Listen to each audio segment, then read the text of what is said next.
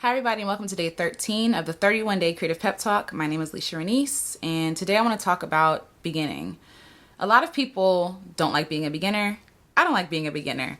In the beginning it can be really hard, it can be arduous, it can feel like all the work you're putting into something is coming to nothing. It can feel like you're wasting your time. But there are definitely benefits of being a beginner. I actually did a podcast about this before, and while I won't touch on everything, I'm going to touch on a few points. For one, no one knows who you are.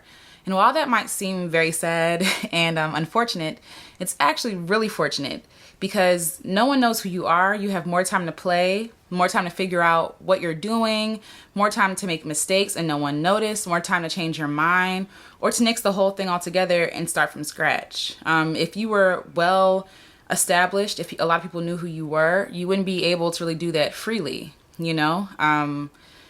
The problem with a lot of people who have a huge following is that they feel pressured and they feel stuck now. You know, an image or a brand that they were building for years or decades, they now have to change and they know they're going to lose a following and potentially money and whatever else, right? So in the beginning, you have more time to play, more time to make mistakes, more time to fall on your face, and no one is going to notice. Also, in the beginning, it's really cool because usually if you're not well known for what you're doing, you have more opportunity to experiment. So as a photographer, when I was first beginning, when I wasn't charging anybody anything, when I didn't have it going as a business, I could just ask my friends, hey, let's meet up here and let's go shoot somewhere, right?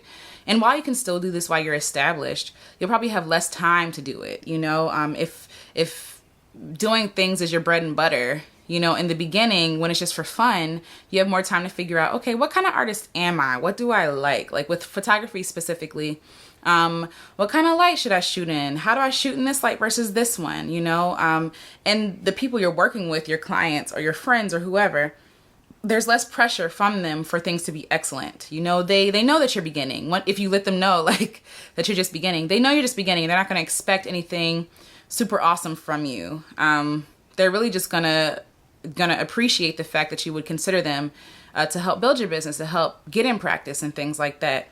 And like I said, if you were further along in your journey, it would not really be, you know, that they wouldn't be that forgiving, I'll say, you know, just generally speaking. So yeah, so, you know, we talk about not despising humble beginnings, and there's really truth to that. You know, we look at people who are further along in their journey, not saying they're any better or worse than us, and we're looking at ourselves like we are insignificant, like we're not good enough. And the reality is that we just haven't gotten into practice. It's just that we haven't really committed, or we haven't had doors open for us like that. And I would much rather have doors open once I actually know what I'm doing, once I actually have an idea of how to do something, how to carry out a business, like how to, speaking of photography, just because it's just an easy example, like how to write contracts, how to do releases for people when I want to share their photos and things like that. All that stuff is necessary to know in the beginning so that you can establish your own style, your own beat or your own genre, you know, of anything you're pursuing. There are benefits to being a beginner, and I would encourage you to not despise your beginnings. And I'm saying this to myself as well. I'm just starting like my music stuff, and it can be really discouraging, but I'm really trying to be like, okay, this is the beginning. This is the hard part. The hardest part is to get rolling. But once you get rolling, you'll be able to pick up some steam and like, okay, I have some practice in, I know what I'm doing. Let me just get the courage to keep on going. And so, yes, so to you beginner, you're good enough, you're great, you're amazing, and you're so brave for starting, because starting is the hardest part.